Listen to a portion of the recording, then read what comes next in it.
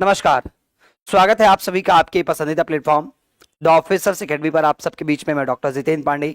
जुड़ जाइए आप सब लोग, आज के सेशन को स्टार्ट करते हैं। आप सब जानते हैं कि दोपहर के 2 बजे हमारी आपकी जब भी मुलाकात होती है तो हम बात करते हैं बिहार शिक्षक भर्ती 4.0 के लिए हिंदी की विषय वस्तु की और सिलेक्शन सीरीज की। आज सिलेक्शन सीरीज के अंतर्गत ये 28वां वीडियो है। इससे पहले हमने 27 वीडियो सिलेक्शन सीरीज का और एक वीडियो हम लोगों ने हिंदी साहित्य विशेष का संपादित कर लिया है, संपन्न कर लिया है। आज ये 28वीं वीडियो है, इसमें आप सभी का बहुत बहुत स्वागत है। आप सभी हमारे साथ जुड़िएगा, वीडियो को लाइक और शेयर कीजिएगा। हम सेशन को अपने आगे बढ़ाते हैं, हम आज के अपने सेशन को आगे बढ़ाते हैं। आज के सेशन को हम आगे बढ़ाते हैं और पहला प्रश्न आज के सेशन का शामिल करते हैं आप सबके बीच में। पहला प्रश्न आपकी स्क्रीन पर है, देखिएगा और बताइएगा कि इस प्रश्न का उत्तर क्या हो सकता है या इस प्रश्न का उत्तर क्या है। एक बार सभी लोग कमेंट करेंगे इस प्रश्न का उत्तर क्या होगा। क्या निम्नलिखित में से कौन सा स्वर कंठ तालव्य है? क्या कह रहा है? कह रहा है कि निम्नलिखित में से कौन सा स्वर जो है वह आपका कंठ तालव्य है, आपसे इस विषय में पूछ रहा है। सभी जुड़ जाइए और मुझे कमेंट करके बताइएगा सब कुछ ठीक है, सेशन को आगे कंटिन्यू किया जाए। चलिए, पहला प्रश्न आपकी स्क्रीन पर है और ये आपसे कह रहा है कि निम्नलिखित में से कौन सा स्वर कंठ तालव्य है। तो आप जानते हैं कि स्वरों के विषय में बात करें तो स्वर जो है मुख्यतः तो दो प्रकार के, एक हमारे मूल स्वर कहलाते हैं। क्या कहलाते हैं? मूल स्वर। और दूसरे हमारे क्या कहलाते हैं? दूसरे हमारे दीर्घ स्वर कहलाते हैं। क्या कहते हैं? मूल स्वर और दीर्घ स्वर कहलाते हैं। ऐसे में जो प्रश्न पूछा गया है उसके उत्तर के विषय में बात किया है। तो आप जानते हैं कि यहाँ पर कंठ और तालव्य की बात कर रहा है। अब कंठ और तालव्य की बात कर रहा है तो इसका मतलब दो दो उच्चारण स्थान यहाँ पे आपके दिखाई पड़ेंगे, कंठ और उसके साथ साथ तालु। जो विकल्प आपको दिख रहे हैं इसमें से आपको बताना है कि कौन सा ऐसा है जिसका उच्चारण स्थान पर कंठ तालु होता है। कुछ लोग यहाँ पर सी विकल्प कर रहे हैं, कुछ लोग क्या कर रहे हैं, कुछ लोग यहाँ पर डी विकल्प कर रहे हैं। ठीक है, हम प्रश्न के सही उत्तर की ओर आए तो आप देखिएगा यहाँ पे एक विकल्प में ए दिख रहा है। क्या दिख रहा है? ए, एक विकल्प आपको दिख रहा है ए भी, जिसमें दिया गया ए दिया गया है। ए का मतलब आप जानते हैं कि एक क्या है? एक संयुक्त स्वर है। एक ऐसा स्वर है, तो आप सब जानते हैं ए जो है एक संयुक्त स्वर है। क्या है? एक संयुक्त स्वर है।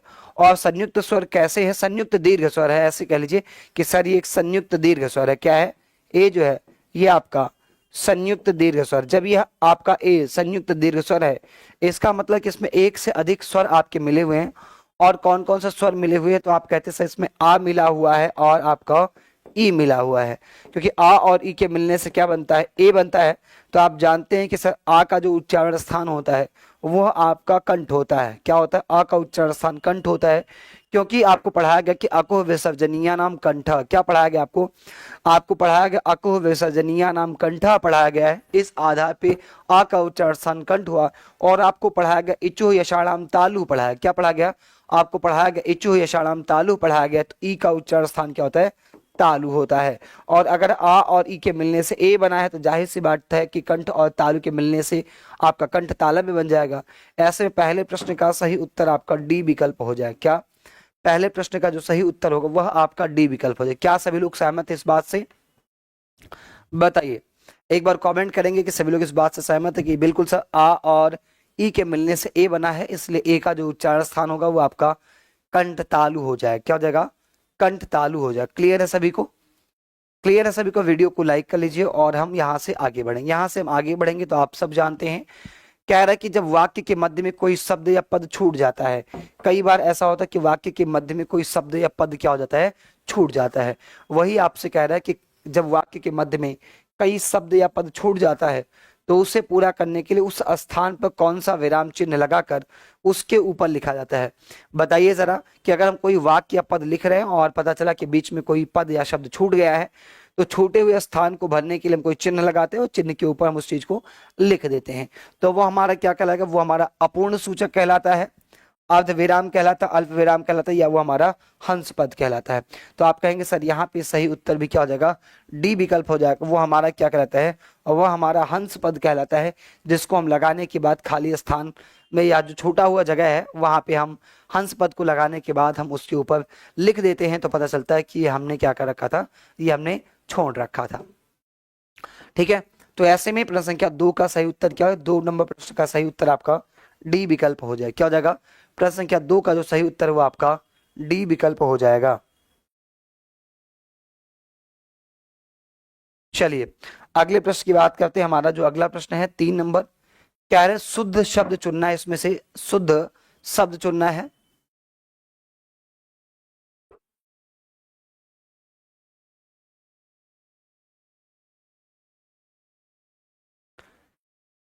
चलिए अगला प्रश्न पूछा गया आपसे, कहा गया शुद्ध शब्द चुनना है। तो एक आपका कह रहा है गंगा और जल कह रहा है, बेबुनियाद कह रहा है, बड़ा सा और चौपाया। तो देखो चौ और पाया को अलग अलग करेंगे, चौपाया पूरा का पूरा एक शब्द बनता है।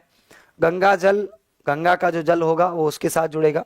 यहाँ पे शुद्ध जो लिखा बड़ा और सा लिखा गया, ठीक है ना, बड़ा सा, इसको आप शुद्ध के तौर पे चुनिएगा। 3 नंबर प्रश्न का सही उत्तर आपका सी विकल्प बनेगा कि आप 3 का सा बड़ा सा, इसे आप क्या कीजिएगा, शुद्ध के तौर पे आप क्या कीजिएगा, चुनिएगा।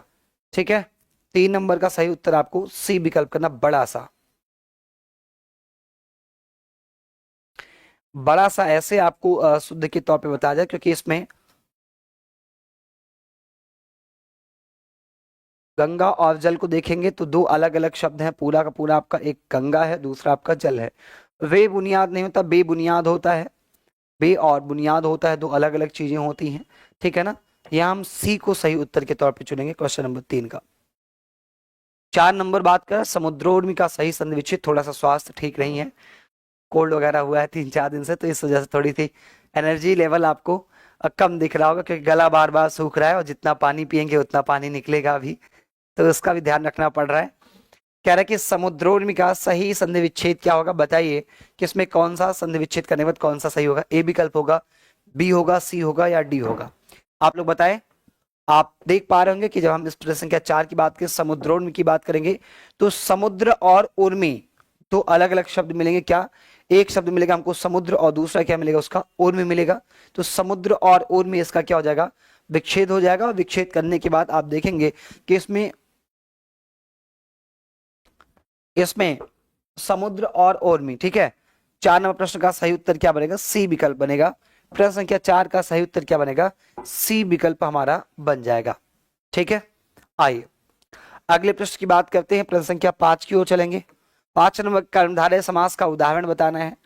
तो मैं आपको लगातार बताता हूँ, आज थोड़ा कम एक्सप्लेन कर रहा हूँ लेकिन लगातार बताता हूँ। जब भी किसी शब्द की बारी आती है तो उसके सभी विकल्पों के विषय में हम बात करते हैं, जरूर आपको बताया जाता है। अब आपसे कह रहे कर्मधारय समास क्या होता है, तो आप जानते हैं कर्मधारय समास वह समास होता है जिसमें विशेषण और विशेष्य क्या पाता है, जिसमें विशेषण और विशेष्य का संबंध पाया जाता है, या हम कह लें उपमेय और उपमान दो विषय वस्तु प्रस्तुत किए जाते हैं। देखो जरा, कह रहा है गगनचुंबी, क्या कह रहा है, गगनचुंबी की बात कर तो गगनचुंबी गगन को चूमने वाला, गगनचुंबी क्या होता है, तो हम सब जानते हैं कि गगनचुंबी का मतलब गगन को चूमने वाला। क्या, गगन को चूमने वाला, गगन को चूमने वाला अगर है तो वो क्या कहलाएगा, वो आपका गगनचुंबी हो जाएगा।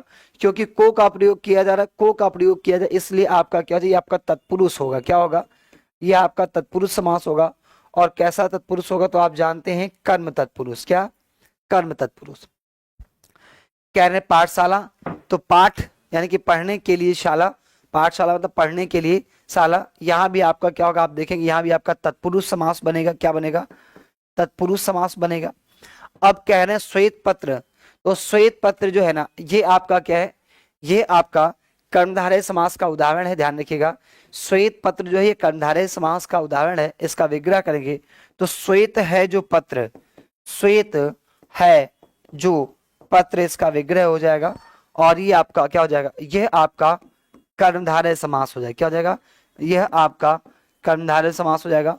नीलकंठ की बात कर रहा है, तो नीलकंठ की बात करेगा तो आप जानते हैं भगवान भोलेनाथ महादेव को नीलकंठ कहा जाता है, इसलिए ये आपका क्या है, नीलकंठ जो आपका बहुव्रीहि समास का उदाहरण किसका है, बहुव्रीहि समास का उदाहरण है। किसका समास है, बहुव्रीहि समास का उदाहरण है। तो ध्यान रखिएगा आपका सही उत्तर 5 नंबर क्या हो जाएगा, 5 का सही उत्तर आपका सी विकल्प हो जाएगा। 5 नंबर प्रश्न का सही उत्तर आपका सी विकल्प है। क्लियर है सभी को, कोई डाउट बताएं, क्लियर है सभी को, आगे बढ़ा जाए। चलिए आगे बढ़ते हैं और अगले प्रश्न की बात करते हैं।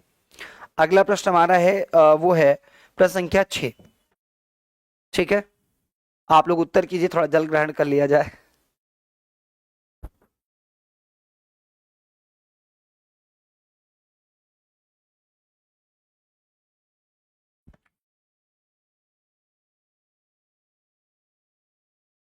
आइए, तो कह रहा है कि पनही शब्द का तत्सम रूप क्या है। आप सब जानते हैं कि उत्पत्ति के आधार पर जब बात करेंगे तो उत्पत्ति के आधार पर शब्द चार प्रकार से आपको देखने को मिलते हैं। एक तत्सम होता है, एक आपका तद्भव होता है, एक आप कहते देसी होता है या देशज होता है, एक आपका विदेशज होता है।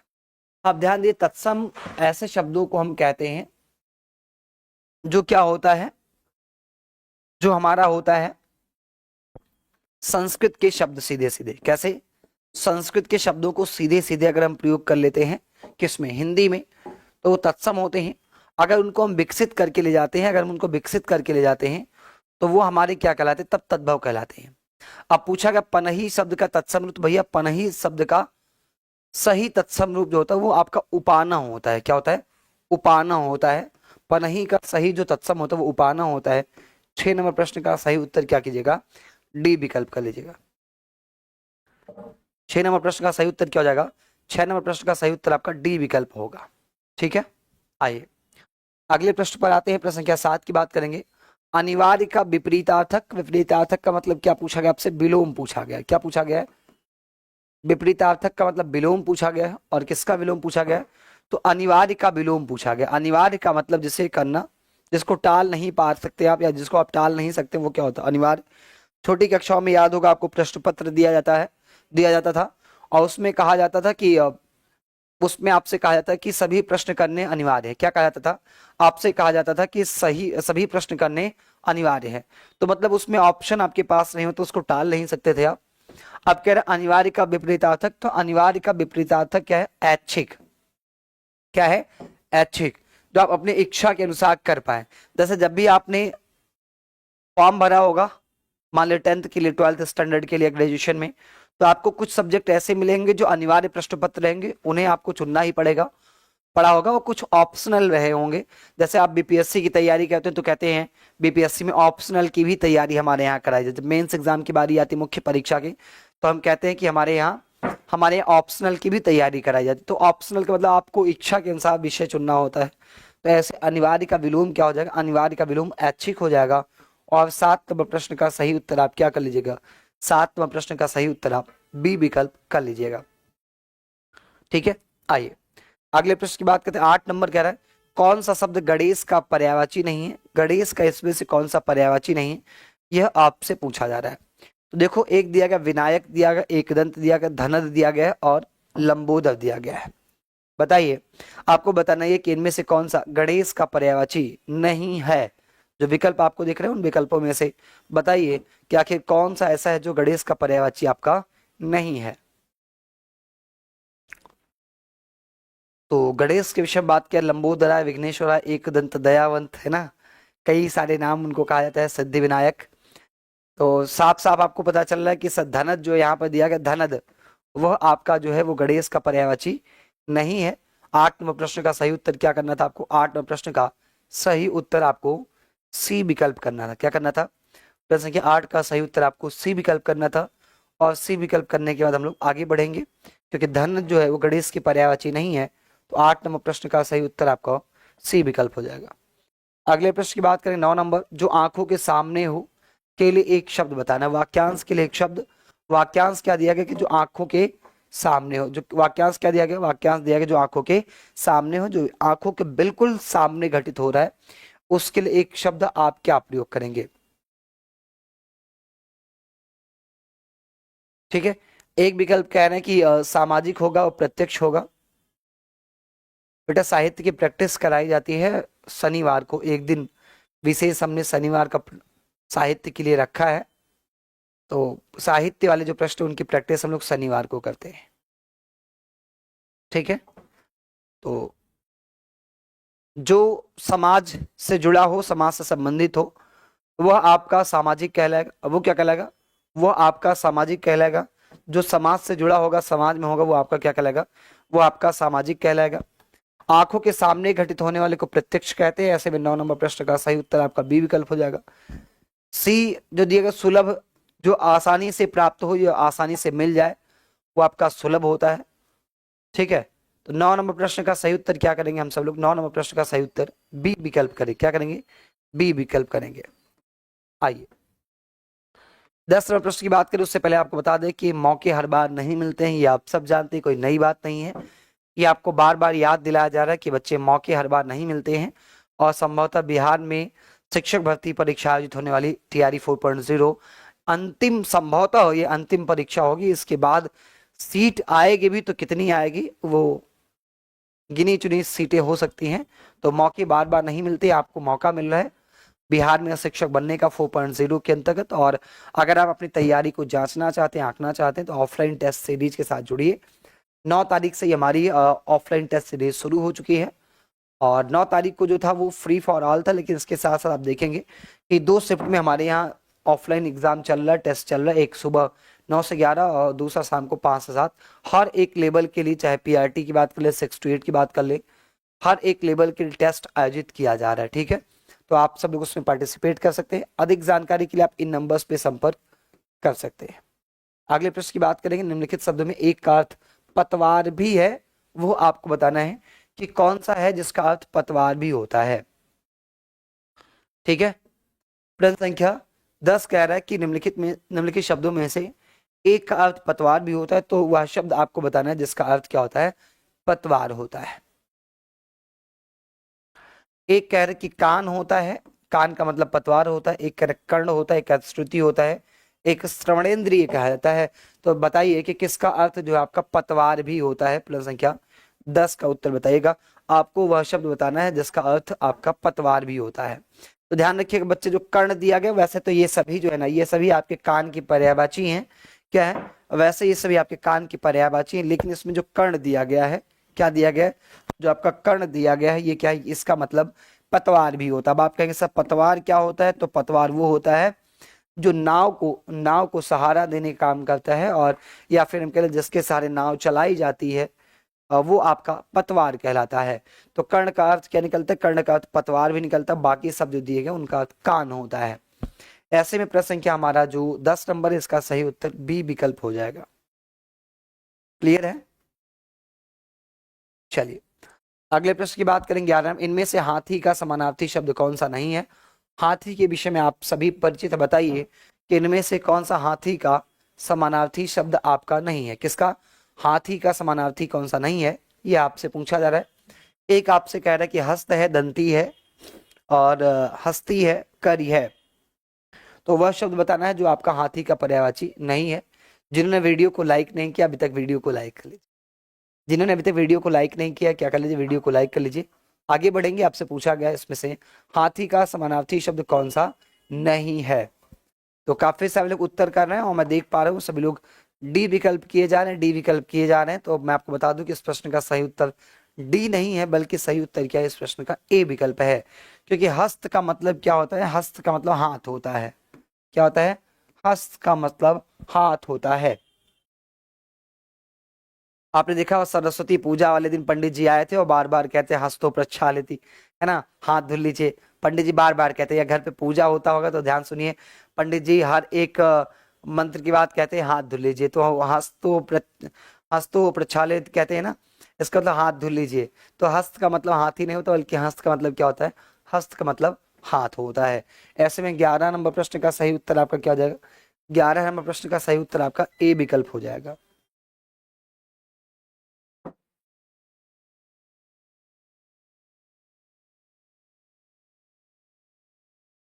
आशु,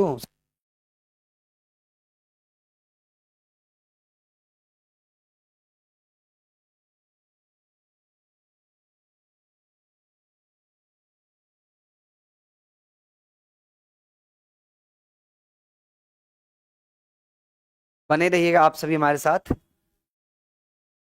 दोबारा से हम प्रश्न को इंपोर्ट कर लेते हैं। ये विद्युत आपूर्ति बाधित हो गई है और फ्लैक्चुएशन, जिसको आप कह सकते हैं कि लाइट से इन्वर्टर जाने पर थोड़ी सी कुछ कहीं पर तकनीकी समस्या होगी, जिसके चलते ये पीछे सिस्टम आपको बंद दिख रहा है, पर कोई बात नहीं, आप सभी हमारे साथ बने रहिए। हुआ कुछ नहीं है, लोग पूछ रहे हैं क्या हो गया क्या हो गया, अरे कुछ नहीं हुआ बाबा, लाइट गई है। हाँ, जिसको ईश्वर ने बनाया वो तो चला ही जाता है, तो ये तो मनुष्य निर्मित है, इसके क्या ही भरोसा कि कब तक साथ देगा, है ना। तो बस कुछ हुआ नहीं, लाइट गई है, विद्युत आपूर्ति बाधित हुई है और दोबारा से हम अपने सिस्टम को शुरू कर रहे हैं दोबारा से। ठीक है, इसलिए आप चिंतित बिल्कुल नहीं हो।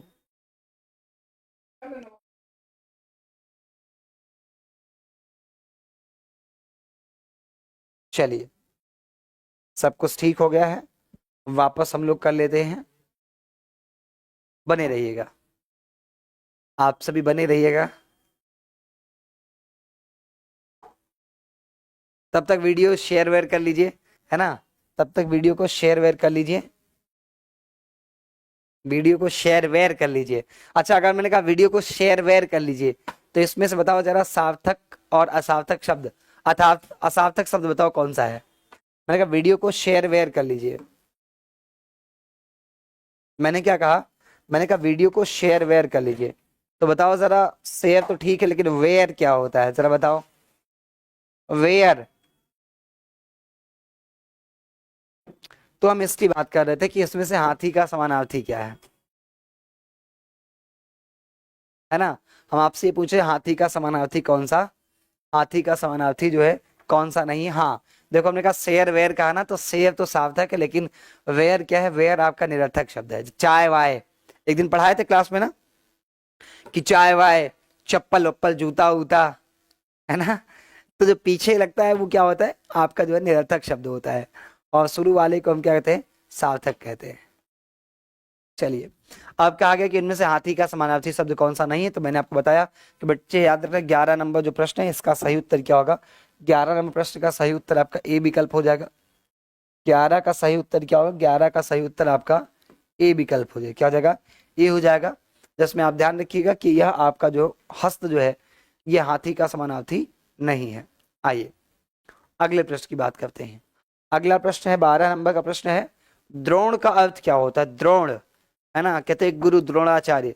तो द्रोणाचार्य, कृपाचार्य, ये सब महाभारत काल के गुरुजी लोग थे, खतरनाक वाले गुरुजी लोग थे, द्रोणाचार्य, कृपाचार्य, ये सब। तो द्रोण का मतलब क्या होता है, एक कह के द्रोणाचार्य और मुर्गा होता है, द्रोणाचार्य और गौरैया होता है। फिर कह रहे हैं कि द्रोणाचार्य और कौवा होता है, द्रोणाचार्य तोता होता है। तो एक बात तो पता चल गई कि द्रोण का अर्थ क्या होता है, द्रोण का अर्थ द्रोणाचार्य होता है, ये बात तो तय हो गया।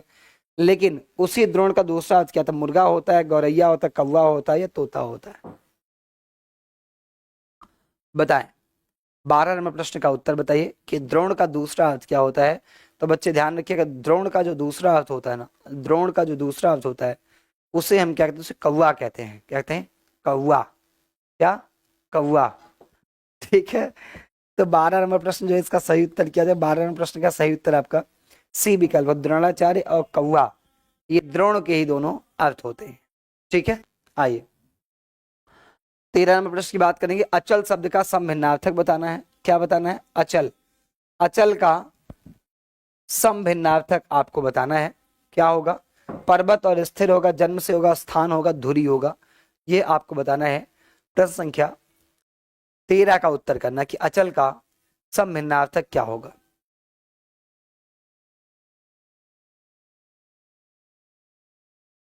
अचल का समभिन्नार्थक,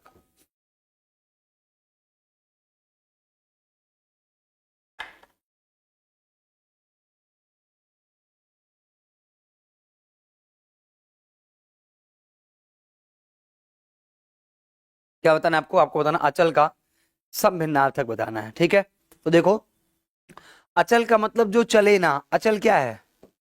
जैसे पिताजी से पूछिएगा कि पापा अपने पास कितनी चल और अचल संपत्ति है, तो अचल संपत्ति जिसमें मूवमेंट नहीं होता, जिसमें कोई गति नहीं होती, जैसे मकान हो जाए, जमीन हो जाए, बगीचा हो जाए, ये सब अचल संपत्तियां हैं। ये सब क्या है, अचल संपत्तियां हैं।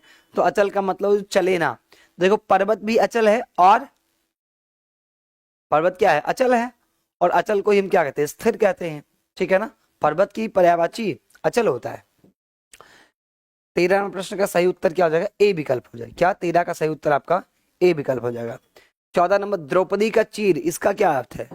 कई बार आपने सुना होगा, अभी ऐप वाली क्लास में हमने आपको बताया है कि नारी बीच सारी है कि सारी बीच नारी है, सारी के ही नारी है कि नारी ही की सारी है। पढ़ाया अभी ना, बीते दिन हमने आपको ऐप वाली क्लास में, मॉर्निंग 6 AM वाली क्लास में हमने आपको बताया है। तो अब प्रश्न पूछा जाए कि द्रौपदी का चीर, चीर का मतलब होता है वस्त्र होता है। चीर का मतलब क्या होता है, चीर का मतलब वस्त्र होता है। क्या होता है, वस्त्र होता है, पट होता है, वशन होता है, ठीक है ना, ये सब इसके पर्यायवाची हैं। तो द्रौपदी का चीर, इसका मतलब क्या होता है? एक कह रहा है कि नारी का अपमान करना, द्रौपदी के चीर का मतलब नारी का अपमान करना, या शर्मनाक कार्य, या फिर कभी समान समाप्त ना होना, या फिर कह रहा है कि सुंदर स्त्री। देखो द्रौपदी का चीर जब कहा जाएगा ना, तो द्रौपदी का चीर जो है ना, इसका मतलब होता है कि कभी समाप्त ना होना। इसलिए जैसे कि बीरबल की खिचड़ी क्यों कहते हैं भाई? आखिर बीरबल की खिचड़ी क्यों कहते हैं? बीरबल की खिचड़ी हम इसलिए कहते हैं क्योंकि कभी नहीं पकता है, दीर्घ सूत्री होता है, बहुत समय जिसमें लगता है। बीरबल की खिचड़ी यही तो ना, बहुत समय लगता है, कभी पकता नहीं है वो। तो ऐसे ही जब कहा जाए कि द्रौपदी का चीर, इसका मतलब कोई समाप्त ना होने वाली विषय वस्तु, क्योंकि द्रौपदी का चीर तो कभी समाप्त ही नहीं हुआ था। 14 नंबर का उत्तर क्या करेंगे? सी करेंगे। क्योंकि जब दुर्योधन के कहने पर दुशासन द्रौपदी को भरी सभा में लेकर के आया और उनके वस्त्र खींचना शुरू किया उनको नग्न करने के लिए, तो उन्होंने जब भगवान श्री कृष्ण से उन्होंने गुहार लगाई कि भैया मेरी लाज बचाओ, आपके हाथ में है, अब जो भी होगा आपके हवाले है, तो उनका चीर बढ़ता चला गया। और वहीं से प्रसंग लिया गया कि नारी बीच सारी है कि सारी बीच नारी है, सारी है कि नारी है कि नारी है कि सारी है। ठीक है, चलिए अगले प्रश्न की बात करेंगे। हमारा जो अगला प्रश्न है वो होगा 15 नंबर का प्रश्न होगा। क्या है? 15 नंबर का प्रश्न है और आपसे पूछा गया कि दासत्व, क्या पूछा गया? आपसे पूछा गया दासत्व किस प्रकार की संज्ञा है। तो आप सभी जानते हैं कि संज्ञा को हम दो प्रकार से डिवाइड करते हैं या दो भागों में बांटते हैं, या दो प्रकार से हम संज्ञा का भेद बताते हैं। एक हम कहते हैं कि व्युत्पत्ति के आधार पर, एक हम क्या बताते हैं? एक हम कहते हैं व्युत्पत्ति के आधार पर। तो व्युत्पत्ति के आधार पर जो संज्ञा होती है आप जानते हैं 3 प्रकार की होती है। कितने प्रकार की होती है? व्युत्पत्ति के आधार पर संज्ञा हमारी 3 प्रकार की होती है, ठीक है। और अर्थ के आधार पर तो आप जानते हैं कि अर्थ के आधार पर संज्ञा कितने प्रकार की होती है? 5 प्रकार की होती है। कितने प्रकार की होती है? अर्थ के आधार पर 5 प्रकार की होती है। अब कह रहे हैं कि दासत्व किस प्रकार की संज्ञा, तो पहले जान लो पदार्थवाचक तो कोई संज्ञा होती नहीं है, द्रव्यवाचक उसको हम बोलते हैं। पदार्थवाचक नहीं, वो क्या होता है? द्रव्यवाचक होता है। व्यक्तिवाचक, भाववाचक, जातिवाचक, और इसी में एक और जोड़ लीजिए समूहवाचक। इसी में एक और जोड़ लीजिए समूहवाचक। तो संज्ञा के जो 5 प्रकार है वो पांचों हो जाएंगे। और फिर दासत्व कहा गया तो आप जानते हैं कि दास से बना हुआ, किससे? दास से दासत्व बना हुआ है, दास से दासत्व बना हुआ है। तो ये आपकी भाववाचक संज्ञा, ये क्या है? ये आपकी भाववाचक संज्ञा है। ऐसे में 15 नंबर का प्रश्न जो है, 15 का सही उत्तर आपका क्या हो जाएगा? सी विकल्प हो जाएगा। ठीक है, 15 प्रश्न का सही उत्तर क्या हो जाएगा? 15 प्रश्न का सही उत्तर हमारा सी विकल्प हो जाएगा। क्लियर है सभी को? हाँ बिल्कुल, व्युत्पत्ति के आधार पर संज्ञा 3 प्रकार की होती है। रूढ़, योग रूढ़ और यौगिक। चलिए 16 नंबर की बात, इस पुस्तक को देखो यह कितनी उपयोगी है, वाक्य में सर्वनाम का प्रयोग बताइए। तो 16 नंबर प्रश्न को पहले आप पढ़िए। पूछा गया कि सर्वनाम किस प्रकार का प्रयोग किया गया है। आप जानते हैं कि सर्वनाम का मतलब होता है सबका नाम। सर्वनाम का मतलब क्या होता है? सर्वनाम का मतलब होता है सबका नाम। मैं कई बार बताता हूं आप सबको कि सर्वनाम का मतलब क्या है? सबका नाम। क्या? सर्वनाम का मतलब सबका नाम। इसको हम संज्ञा का प्रतिनिधि कहते हैं। क्या कहते हैं? इसको हम संज्ञा का प्रतिनिधि कहते हैं। क्या कहेंगे? संज्ञा का प्रतिनिधि किस कहेंगे? किसको? सर्वनाम को कहेंगे। लेकिन कह रहा है कि इस पुस्तक को देखो, यह बेसिकली इसमें जो यह लिखा गया ना, यह यही आपका क्या है? सर्वनाम तो आपका यही है। लेकिन ये नहीं पूछा गया कि कौन सर्वनाम है, किस या कौन सा शब्द सर्वनाम है। पूछा किस प्रकार का सर्वनाम प्रयोग किया गया। तो यह वह जो हो जाए ना, दिस एंड दैट जो है वो आपका निश्चयवाचक है। क्या है ये आपका? यह कह दिया जाए, वह कह दिया जाए, यह मेरी कलम है। मैंने कहा यह मेरी कलम है, दैट मीन्स मैं इसकी ओर संकेत कर रहा हूं और ये निश्चित विषय वस्तु है। तो यह वह क्या होता है? ये आपका निश्चय, निश्चय सर्वनाम, निश्चयवाचक सर्वनाम होते हैं। ऐसे में 16 नंबर प्रश्न का सही उत्तर आपका क्या हो जाएगा? बी विकल्प हो जाएगा। चलिए 17 नंबर, निम्नलिखित में पुल्लिंग शब्द कौन सा है? तो पुल्लिंग आपको पूछा जा रहा है। आप जानते हैं कि पुल्लिंग और स्त्रीलिंग दो प्रकार से हम लिंगों की बात करते हैं। और व्याकरण में लिंग का मतलब चिन्ह या निशान होता है। शब्द के जिस रूप से विषय वस्तु के नर या मादा होने का बोध होता है उसे हम लिंग कहते हैं। ध्यान रखिएगा, शब्द के जिस रूप से विषय वस्तु के नर या मादा होने का बोध होता है उसे हम क्या कहते हैं? उसे हम कहते हैं लिंग कहते हैं। अब यहाँ पे आपको दिया गया है, कुछ शब्द दिए गए हैं, रचना है और प्रार्थना है, पत्र है और क्या है आपका? आज्ञा। बताइए इनमें से कौन सा आपका पुल्लिंग है? जब हम प्रयोग करके, वाक्य प्रयोग करके पहचानने की कोशिश करते हैं। तो आप जानते हैं रचना की जाती है, रचना की जाती है, प्रार्थना भी की जाती है, प्रार्थना भी की जाती है, पत्र पत्र लिखा जाता है। पत्र क्या होता है? पत्र आप जानते हैं, पत्र हमारा क्या होता है? पत्र हमारा लिखा जाता है और आज्ञा दी जाती है। तो पत्र क्या हो जाएगा? आपका पुल्लिंग हो जाएगा। वैसे भी मैंने आपको सामान्य सा नियम बताया है कि दीर्घ आ और दीर्घ ई जो होता है, आकारा ईकारा क्या होता है? सर्वथा स्त्रीलिंग होता है। मैंने कई बार आपको बताया कि आकारा ईकारा सर्वथा स्त्रीलिंग होता है। जो अपवाद वाले केसेस हैं उनको छोड़ करके, तो अगर वो नियम लगाएंगे तो ये तीनों क्या है? ये तीनों आपके आकार हैं। क्या है? ये तीनों आपके आकार हैं, आकारांत हैं। आकारांत होने की वजह से आपकी जो है स्त्रीलिंग है, बीच में पत्र अकारांत है, तो क्या हो जाएगा? पुल्लिंग हो जाएगा। ठीक है, चलिए अगले प्रश्न की बात करेंगे। अगला प्रश्न 18 नंबर।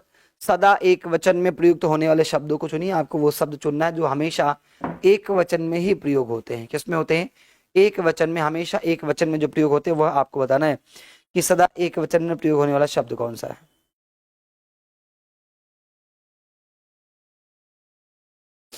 सदा एक वचन में प्रयोग होने वाला शब्द कौन सा है?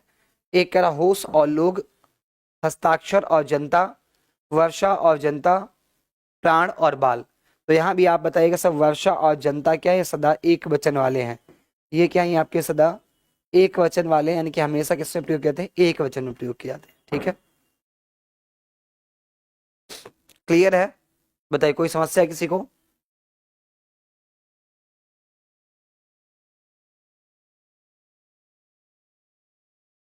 चलिए अगले प्रश्न की बात करेंगे। 19 नंबर प्रश्न की बात करेंगे। हमारा समाज उन्नति के पथ में है, इस वाक्य में किस प्रकार की अशुद्धि? बताओ। हमने एक वाक्य लिखा कि हमारा समाज जो है, हमारा समाज जो उन्नति के पथ में है, इसमें त्रुटि कौन सी है? आपको ये बताना है।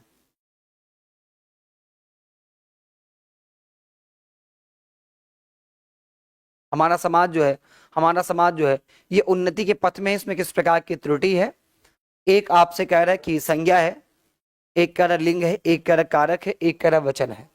बेटा पढ़ लो। ये बिट्टू ब्लॉग लगातार कमेंट कर रहे हैं, बेटा पढ़ लो। पढ़े लिखे रहोगे तो काम आएगा, बाकी कुछ नहीं काम आएगा। ठीक है, तो समय बर्बाद ना कीजिए, जीवन का हर एक पल महत्वपूर्ण है। और ये अनावश्यक टिप्पणी कमेंट करके अपना समय न जाया कीजिए।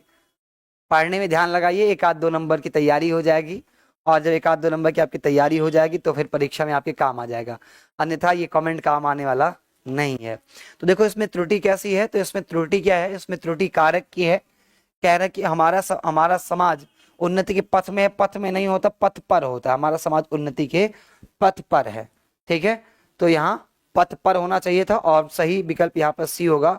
19 नंबर का सही उत्तर सी विकल्प होगा, किसमें कारक संबंधी त्रुटि दी गई है। ठीक है, चले अगले प्रश्न की बात करते हैं। प्रश्न संख्या 20 की बात करें। 20 नंबर। निम्नलिखित शब्दों में कौन सा विशेषण है? आपसे पूछा जा रहा है।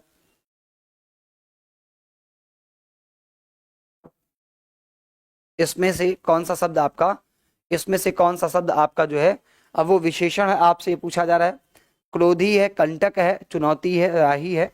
तो विशेषण वे होते हैं जो संज्ञा सर्वनाम की विशेषता बताता है।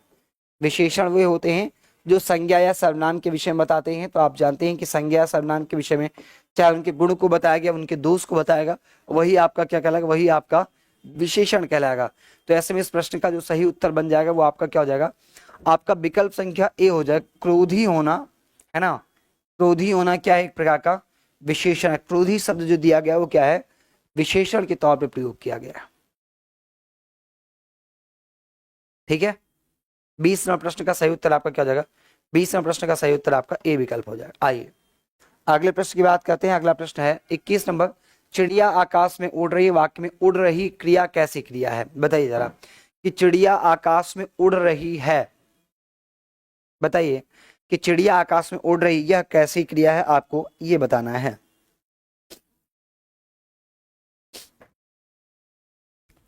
तो हमने आपसे कहा है कि आपको जब भी मौका मिले पहचानने का तो आप पहचान सकते हैं सकर्मक और अकर्मक के बीच में अंतर करके। तो सकर्मक होगा तो आप जानते हैं क्या वाले प्रश्न का उत्तर मिल जाएगा, किसके वाले प्रश्न का उत्तर आपको मिल जाएगा। लेकिन अगर अकर्मक है तो आपको उत्तर नहीं मिलेगा। तो हमने कहा चिड़िया आकाश में उड़ रही है, हमने पूछा क्या उड़ रही है, आपको उत्तर नहीं मिलेगा, क्योंकि चिड़िया उड़ रही है लेकिन चिड़िया में क्या, जैसे मैंने कहा कि राम खा रहा है, तो हमने पूछा क्या खा रहा है, तो उत्तर मिल सकता है कि वो क्या खा रहा है, ठीक है, तो सकर्मक हो जाएगा। लेकिन उड़ने में क्या उड़ रही, उत्तर नहीं मिलेगा, तो क्रिया कैसी, आपकी अकर्मक क्रिया हो जाएगी। 21 नंबर प्रश्न का सही उत्तर आपका डी विकल्प हो जाएगा। क्या, 21 नंबर प्रश्न का सही उत्तर आपका डी विकल्प हो जाएगा। क्रिया कैसी, क्रिया आपकी जो है वह अकर्मक है, ठीक है। आइए अगले प्रश्न की बात करेंगे, 22 नंबर प्रश्न की बात करेंगे। 22 नंबर प्रश्न की बात करने से पहले एक बार फिर से अपने टेस्ट सीरीज के विषय में बता दें आप लोगों को कि हमारी टेस्ट सीरीज चल रही है। 9 तारीख को हमने फ्री फॉर ऑल किया था, सभी के लिए हमने निःशुल्क किया था, और इसके बाद अब सुबह और शाम में 2 शिफ्ट में टेस्ट सीरीज हमारा चल रहा है, सुबह के 9 बजे से लेकर 11 बजे तक और शाम को 5 बजे से लेकर के 7 बजे तक। हर एक स्तर के लिए, चाहे PRT 1 to 5 की बात कर ले, 6 to 8 की बात कर ले, TGT की बात कर ले, हर एक स्तर के लिए टेस्ट पेपर अवेलेबल है। आप अविलंब हमारे साथ जुड़ सकते हैं, अपनी तैयारी को जान सकते हैं। बात करेंगे हम अगले प्रश्न की। हमारा अगला प्रश्न है 22 नंबर, प्रेम अनदेखी राहों की तरह ही आकर्षक होता है, वाक्य का काल पहचानना है। प्रश्न संख्या 22 का उत्तर बताइए और बताइए किसमें, किस काल में इसे लिखा गया है। कह रहा है कि प्रेम अनदेखी राहों की तरह ही आकर्षक होता है। जैसे जिन रास्तों को आप नहीं जानते, कहते कि दूर के ढोल सुहावने होते हैं, वैसे ही अनदेखे रास्ते भी क्या होते हैं, बड़े सुहावने लगते हैं, बड़े अच्छे लगते हैं।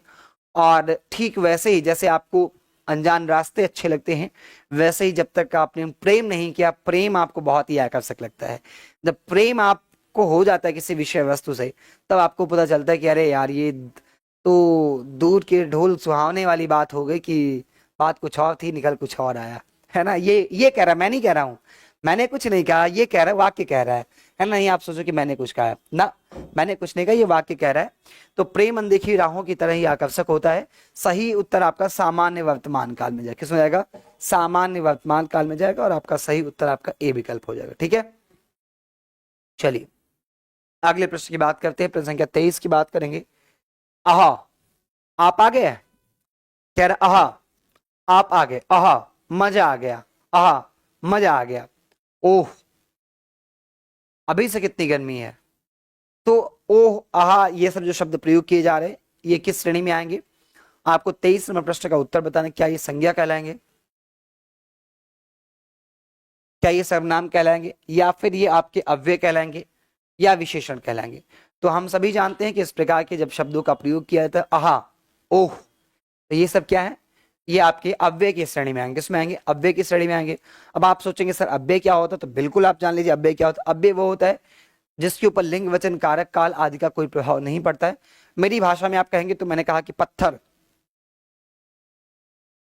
जैसे मनुष्य में कुछ पत्थर होते हैं, उनके ऊपर कोई प्रभाव नहीं पड़ता परिस्थितियों का, बाकी चीजों का, वैसे ये पत्थर है। अव्यय क्या है, शब्दों में एक पत्थर है जिसके ऊपर आप चाहे जितना लिंग बदल दीजिए, कारक बदल दीजिए, आप चिन्ह बदल दीजिए, काल बदल दीजिए, कोई प्रभाव नहीं पड़ता है। वो आपका क्या कहते हैं, वो आपका अव्यय कहलाता है, जिसको हम अविकारी शब्द कहते हैं। क्या कहते हैं, अविकारी शब्द कहते हैं। इसमें कभी भी विकार उत्पन्न नहीं होगा। ये कैसा होता है, ये आपका अविकारी होता है। 24 की बात करें, प्रज्ञ शब्द में आपसे उपसर्ग पूछा गया है। क्या पूछा गया है, प्रज्ञ में आपसे उपसर्ग पूछा गया। तो आप जानते हैं कि गुरुजी उपसर्ग वो होता है, उपसर्ग वो होता है जो शब्द के आगे जुड़ता है। जो क्या होता है, शब्द के आगे जुड़ता है। और आपको यह भी पता है कि उपसर्गों का अपना अर्थ होता है। क्या होता है, उपसर्गों का अपना अर्थ होता है। हालांकि प्रत्ययों का कोई अर्थ नहीं होता, लेकिन उपसर्ग का अपना अर्थ होता है। अब ऐसे में आपसे पूछ रहा है कि प्रज्ञ में उपसर्ग क्या है, परा है, प्रा है, परी है, प्रा पर दीर्घ आ की मात्रा भी आपसे बताया गया। जब से पूछा है प्रज्ञ में उपसर्ग क्या है, तो आप ध्यान रखिए प्राधन अज्ञ है, ठीक है, प्राधन अज्ञ है, ये आप ध्यान रखिएगा, ठीक है, प्राधन अज्ञ है। 24 का सही उत्तर आपका क्या हो जाएगा, बी विकल्प। और इसके बाद आज की अंतिम प्रश्न मैं आपके बीच में रख रहा हूं। मैंने शुरू में ही कहा था कि स्वास्थ्य थोड़ा खराब है, इसलिए क्लास जो है पूरी बेहतर प्रकार से नहीं संपादित हो पा रही। अंतिम प्रश्न आज का करेंगे, बाकी मुलाकात हमारी आपकी कल होगी। 25 नंबर प्रश्न जो कि आज का अंतिम प्रश्न है, वो आपसे कह रहा है कि गवैया किस प्रत्यय का शुद्ध रूप है, कर्तवाच्य का है, कर्मवाचक कृत प्रत्यय का है, या फिर कर्णवाचक कृत प्रत्यय का है, भाववाचक कृत प्रत्यय का है। अच्छा एक बात बताओ, इसमें से कितने ऐसे विद्यार्थी हैं जिन्होंने की टेस्ट सीरीज को ज्वाइन किया और टेस्ट लगातार दे रहे हैं? आप में से कोई ऐसा है? अगर आप में से कोई ऐसा है जो ऑफलाइन क्लास में टेस्ट सीरीज दे रहा है वो किसी भी लेवल के लिए, और उसमें जो हिंदी के क्वेश्चन आ रहे हैं, जरा बताओ कि आपको पढ़ाए हुए आ रहे हैं कि नहीं। जो ऑनलाइन क्लास के जो स्टूडेंट है, जो पेड क्लास में स्टूडेंट क्लास को देखते हैं सुबह 6 बजे, जरा वो कमेंट करके बताएंगे। या फिर ऑफलाइन के भी अगर विद्यार्थी तो भी हमने आपको पढ़ाया है, और तब भी आप कमेंट करके बताइएगा कि आपको जो क्वेश्चन देखने को मिल रहे हैं टेस्ट सीरीज के अंतर्गत हिंदी वाले हिस्से में, वो क्वेश्चन आपको पढ़े हुए मिल रहे हैं, नहीं मिल रहे हैं। ये दिन की प्रश्न पत्र जो है बड़ा ही गोपनीय तरीके से तैयार कराया गया है, और इवन शिक्षकों का भी कोई योगदान नहीं लिया गया है। उसकी पूरी एक्सपर्ट टीम है जिन्होंने टेस्ट पेपर को तैयार किया है आपके स्टैंडर्ड के अकॉर्डिंग, बिल्कुल बिल्कुल स्टैंडर्ड के अकॉर्डिंग जो उनको तैयार किया गया है, और आप सब उसका लाभ भी ले पा रहे होंगे। हाँ, लेकिन उसमें कहीं भी आप देखेंगे कि शायद ही कोई ऐसा प्रश्न मिले जिसको कि पढ़ाया ना गया हो। ठीक है ना। चलो फिर इस क्वेश्चन का आंसर आप लोग क्या कर देना, इस क्वेश्चन का आंसर आप लोग कमेंट बॉक्स में मुझे बता देना। आज की वीडियो को मैं यहीं पे समाप्त करूंगा। ये एक क्वेश्चन आप लोगों के लिए क्या है, होमवर्क है। ठीक है, चलिए आज की क्लास को यहीं पर विश्राम देंगे, समाप्त करेंगे। मुलाकात कल करेंगे आप लोगों से। तब तक के लिए मुझे दीजिए अनुमति। सभी को नमस्कार।